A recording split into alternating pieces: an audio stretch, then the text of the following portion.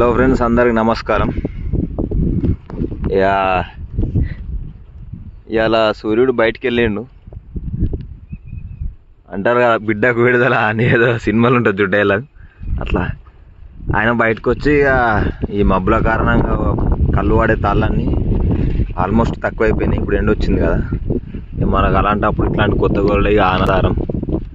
దీన్ని బయట వేసేసుకున్నా, కడిగేసుకుంటే సరిపోతుంది అంతే. ఇక దాదాపు ఒక 7-8 కాయలు అయినాయి.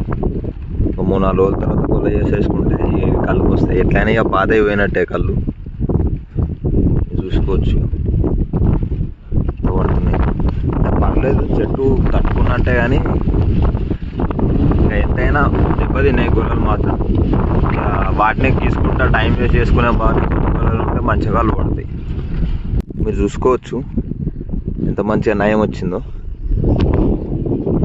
కళ్ళు 1 లీటర్కి ఎక్కువ ఉంటుంది, కానీ 2 లీటర్లు పడుతుండే.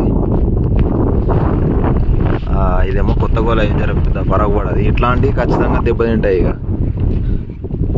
ఇదేమో ఇట్లా మధ్యలో ఇట్లా అయిపోయింది అంటే ఇది కళ్ళు పడదు. ఇక దీని కళ్ళు చూసుకున్నట్టయితే ఒక 2 జమ గ్లాసులు అంటుంది.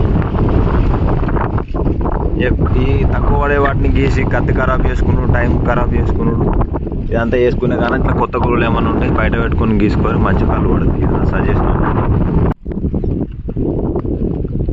ఇది ఫ్రెండ్స్, ఈ చెట్టుకి ఇది నంబర్ 1 గోల. ఈజీ ఒక 2 లీటర్లు అవుతుంది కళ్ళు. దీన్ని మొత్తం కాయల ముందుకే పుట్ట మీద ఉన్నప్పుడు కోసిన. అప్పుడు ఆ మధ్యలో వీడియో పెట్టిన చెట్టు గుణం ఎట్లా తెలుసుకోవాలని. దీన్ని కాయ బయటికి వెళ్ళే ముందు కోసినామంటే నంబర్ 1 కళ్ళు పడుతుంది అన్నట్టు. ఎట్లాంటి వెదర్కైనా తట్టుకొని కళ్ళు పడ్డది. ఇప్పుడు నాగైతే ఇది అన్ని గొలలు గుంజినా కానీ ఒక్క గొలం మాత్రం గుంజలే. దీని ఫ్యూచర్లో ఎప్పుడైనా కోసేది ఉన్నా కానీ ఇప్పుడు ఇందాక నేను చూసిన ఆ గొల సేమ్ అదే టైప్లో కోసిన. అందుకని అన్ని గొలలు అదే విధంగా కోస్తున్నాను అన్నట్టు.